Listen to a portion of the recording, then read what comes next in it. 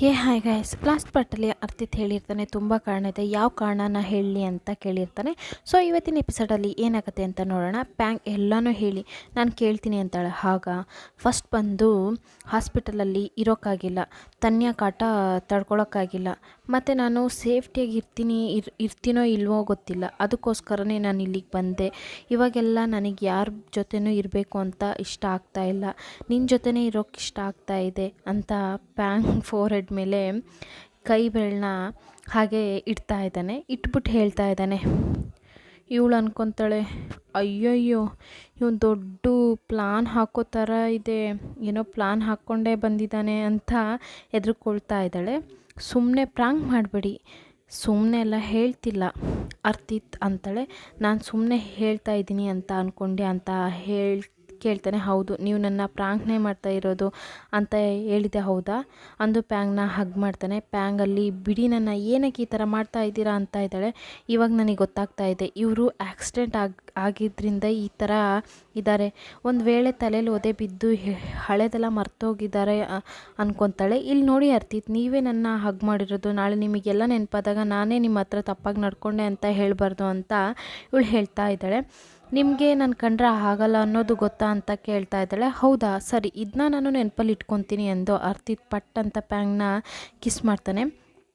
ಇದನ್ನ ಪ್ಯಾಂಗ್ ಎದುರು ನೋಡಿರೋದಿಲ್ಲ. ಇವಳು ಸಕ್ಕ ಶಾಕ್ ಆಗ್ತಾಳೆ. ಹಾಗೆ ತಳ್ಳಿ, ಏನು ಮಾಡ್ತಾ ಇದ್ದೀರಾ ಅರ್ತಿತ್ ಅಂತ ಅಲ್ಲಿಂದ ಅಂತ ಕೇಳಿ ಒದೆ ಬಿದ್ದಿರೋ ಜಾಗಕ್ಕೆ ಹೊಡಿತಾಳೆ. ಇವನಿಗೆ ಸಖತ್ ನೋವಾಗುತ್ತೆ, ಹಂಗೆ ಬಿಡ್ತಾನೆ. ಇದೇ ಚಾನ್ಸು ಅಂತ ಅಲ್ಲಿಂದ ಗುಡುಗುಡು ಅಂತ ಓಡೋಗ್ತಾಳೆ. ಇವನು ಇದನ್ನ ನೋಡಿ ತುಂಬ ಹ್ಯಾಪಿಯಿಂದ ನಗಾಡ್ತಾ ಇದ್ದಾನೆ. ಪ್ಯಾಂಗ್ ರೂಮ್ನ ತಡ್ತಾನೆ. ಈ ಥರನೇ ತೆಗಿಯೋದಾ, ಯಾರು ಏನು ಅಂತೆಲ್ಲ ಕೇಳೋದಿಲ್ವಾ ಅಂತ ಕೇಳ್ತಾನೆ. ಇಲ್ಲೇನು ದೆವ್ವನ ತಟ್ಟುತ್ತೆ, ನೀನು ನಾನು ತಾನೇ ಇರೋದು, ಸೊ ನೀವೇ ತಟ್ಟೋದು, ಅದಕ್ಕೆ ತೆಗ್ದೆ ಅಂತ ಇವಳು ಹೇಳ್ತಾಳೆ. ಸರಿ ಇಲ್ಲಿಗೆ ಬಾ, ನಿನಗೆ ಒಂದು ಕೆಲಸ ಇದೆ ಅಂತ ಕರಿತಾನೆ. ಸರಿ ಹೇಳಿ ಅಂತಾಳೆ. ಈ ಟೀ ಶರ್ಟ್ನ ಬಿಚ್ಚು ಅಂತಾನೆ. ನಾನು ಹೆಂಗೆ ಬಿಚ್ಚಲಿ, ನೀವೇ ತಾನೇ ಹಾಕ್ಕೊಂಬಂದ್ರಿ, ನೀವೇ ಬಿಚ್ಚಿ ಅಂತಾಳೆ. ತಾಯಿ, ಯಾವುದೋ ಅವಸರದೆಲ್ಲ ಹಾಕೋ ಬಂದೆ, ಬಿಚ್ಚೋಕ್ಕಾಗ್ತಾಯಿಲ್ಲ, ತುಂಬ ನೋವಾಗ್ತಾಯಿದೆ ಅಂತ ಹೇಳ್ತಾಳೆ. ಸರಿ ಅದು ಕೂತ್ಕೊಳ್ಳಿ ಅಂದು ತುಂಬ ಕಷ್ಟಪಟ್ಟು ನಿಧಾನವಾಗಿ ಬಿಚ್ಚುತ್ತಾಳೆ. ಇವನು ನನ್ನ ಪ್ಯಾಂಗ್ ನನ್ನ ಅಂತ ಖುಷಿ ಪಡ್ತಾ ಅಯ್ಯೋ ಪಿಚ್ಚಾಯಿತು ಅಂತಾಳೆ. ಇವನು ಹೋಗದೆ ಇವನು ಸಿಕ್ಸ್ ಪ್ಯಾಕ್ನ ತೋರಿಸ್ಕೊಂಡು ನಿಂತಿದ್ದಾನೆ. ಏನಕ್ಕೆ ಇಲ್ಲೇ ನಿಂತಿದ್ದೀರಾ, ಆಲ್ರೆಡಿ ಬಿಚ್ಚಾಯಿತು ತಾನೆ, ಹೋಗಿ ಹೊರಡಿ ಅಂತಾಳೆ. ಯಾಕೆ, ನೀನು ಯಾವಾಗಲೂ ನನ್ನ ಈ ಥರ ನೋಡೇ ಇಲ್ವಾ, ಮೊದಲು ಡ್ರೆಸ್ ಮಾಡುವಾಗ ಹಿಂಸೆ ಮಾಡ್ತಾಯಿದ್ದೆ, ಅದು ಅವಾಗ, ಇವಾಗಲ್ಲ, ಇವಾಗ ಹೊರಡಿ ಅಂತಾಳೆ. ಸರಿ, ನೀವೇ ಮೈನ ಹೊರ್ಸ್ಕೊತೀರಾ ಅಂತ ಕೇಳ್ತಾಳೆ. ಇವನಿಗೆ ಒಂಥರ ಆಗ್ತಾಯಿದೆ. ಹೌದು, ನಾನೇ ಟವಲ್ ಬಾತ್ ತೊಗೊತೀನಿ, ಯಾಕೆ ನೀನೇನಾದರೂ ಹೊರಿಸ್ತೀಯಾ ಅಂತ ಕೇಳಿದಾಗ ನನಗೇನೂ ಅಬ್ಜೆಕ್ಷನ್ ಇಲ್ಲ, ನಾನು ಹೊರಿಸ್ತೀನಿ ಅಂತಾಳೆ. ಆದರೂ ಇವನು ಒಂಥರ ಆಗ್ತಾಯಿದೆ. ಅಂದರೂ ಒರೆಸ್ಬಿಡು ಅಂತ ಪ್ಯಾಂಗ್ ಹಾಗೆ ಮೇಲೆ ಒರೆಸುವಾಗ ಕೇಳ್ತಾನೆ.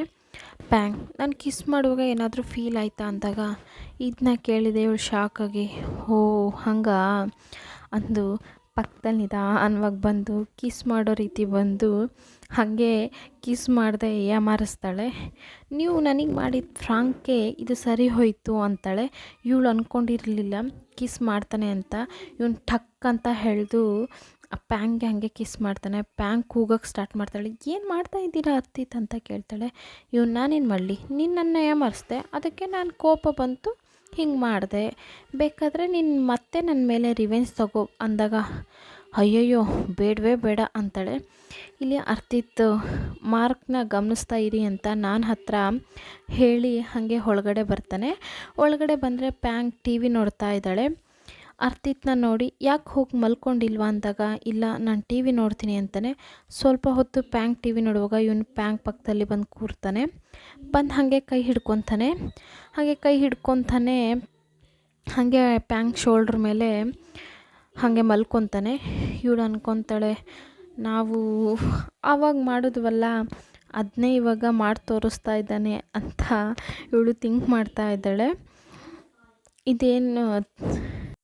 ಇದೇನು ಮಾಡ್ತಾ ಇದೀಯ ಅರ್ತಿತ್, ನೀನು ಹೊಸದಾಗಿ ಟಾರ್ಚರ್ ಮಾಡೋಕ್ಕೆ ಯೋಚನೆ ಮಾಡ್ತಾ ಇದ್ದೀರಾ ಅಂತ ಇವಳು ಕೇಳ್ತಾಳೆ. ಇವನು ಹೌದು ಅಂದು ಏನು ಮಾಡ್ತಾನೆ ಅಂದರೆ ಕೂತಿದ್ದಾನೆ.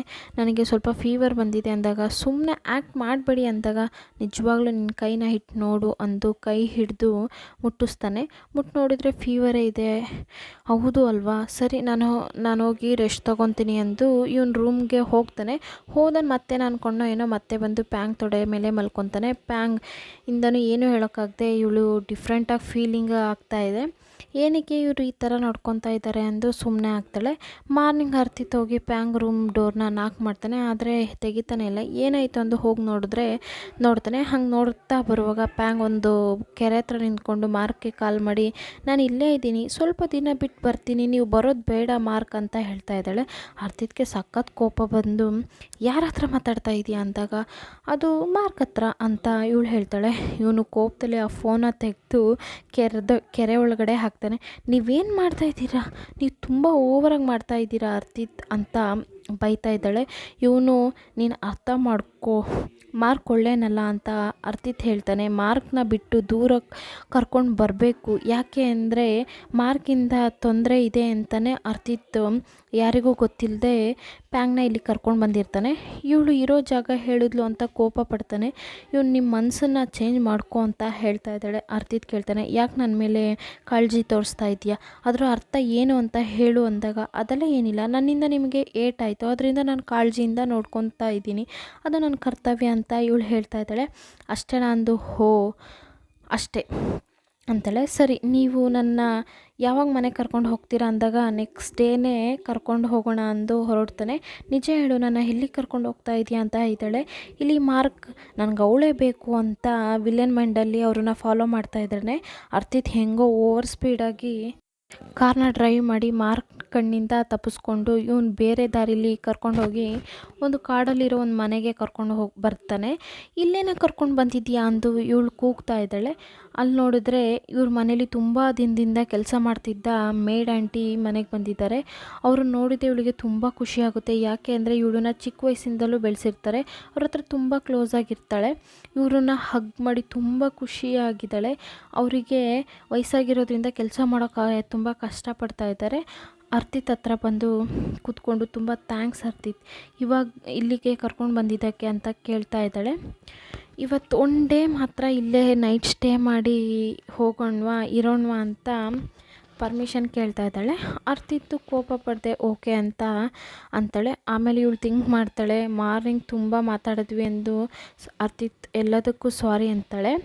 ನೆಕ್ಸ್ಟ್ ಇವನು ಖುಷಿ ಪಡ್ತಾನೆ. ನೈಟ್ ಆಗುತ್ತೆ, ಮಲ್ಗೋಕ್ಕೆ ಒಳಗಡೆ ಜಾಗ ಇಲ್ಲ ಅಂದು ಅರ್ತಿತ್ ನಾನು ಹೊರಗಡೆನೇ ಮಲ್ಕೊತೀನಿ ಅಂತ ಹೇಳಿರ್ತಾನೆ. ಪ್ಯಾಂಗ್ ತುಂಬ ಫೀಲ್ ಮಾಡ್ತಾಳೆ. ಚಳಿಯಲ್ಲಿ ಹೆಂಗೆ ಮಲ್ಕೊತಾನೆ ಎಂದು ಬೆಡ್ಶೀಟ್ನ ಕೊಡೋಣ ಅಂದು ಹೊರಗಡೆ ಬರ್ತಾಳೆ. ಆದರೆ ಅಲ್ಲಿ ಅರ್ತಿತ್ ಇಲ್ಲ. ಇವನು ಎಲ್ಲೋದ ಅಂದು ಕೈಯಲ್ಲೇ ಬೆಡ್ಶೀಟ್ ಇಟ್ಕೊಂಡು ಬರ್ತಾಳೆ. ಅರ್ತಿತ್ ಅಲ್ಲಿ ಕೂತಿದ್ದಾನೆ. ತಗೋ ಬೆಡ್ಶೀಟ್ನ, ಇದನ್ನ ಇಟ್ಕೊ, ನಿಮಗೆ ತುಂಬ ಚಳಿ ಆಗುತ್ತೆ ಅಂತ ಇವಳು ಹೇಳ್ತಾಳೆ. ನನಗೆ ಚಳಿಯೆಲ್ಲ ಆಗಲ್ಲ, ನೀನೇ ಇಟ್ಕೊ, ನಾನು ಸ್ಟ್ರಾಂಗ್ ಬಾಡಿ ಅಂತಾನೆ. ಬೇಡ ನೀನೇ ಇಟ್ಕೊ ಅಂದು ಇವಳ ಹತ್ರನೇ ವಾಪಸ್ ಕೊಡ್ತಾನೆ ಅರ್ತಿತ್. ನೀವಿವತ್ತು ಮಾಡಿರೋ ಹೆಲ್ಪ್ಗೆ ತುಂಬ ಥ್ಯಾಂಕ್ ಯು. ಇಷ್ಟೊತ್ತು ನಾವು ಜಗಳ ಆಡದೆ ಮಾತಾಡ್ತಿರೋದು ದೊಡ್ಡ ವಿಷಯ ಅಂದು ಖುಷಿ ಪಡ್ತಾಳೆ. ಸೊ ಇವತ್ತಿನ ಎಪಿಸೋಡ್ ಇಲ್ಲಿಗೆ ಮುಗಿಯುತ್ತೆ. ಇಷ್ಟ ಆದರೆ ಲೈಕ್ ಮಾಡಿ, ಕಮೆಂಟ್ ಮಾಡಿ, ಹಾಗೆ ಮರಿದೆ ನನ್ನ ಚಾನಲ್ನ ಸಬ್ಸ್ಕ್ರೈಬ್ ಮಾಡಿ. ಪ್ಲೀಸ್ ನನ್ನ ಚಾನಲ್ನ ಸಪೋರ್ಟ್ ಮಾಡಿ.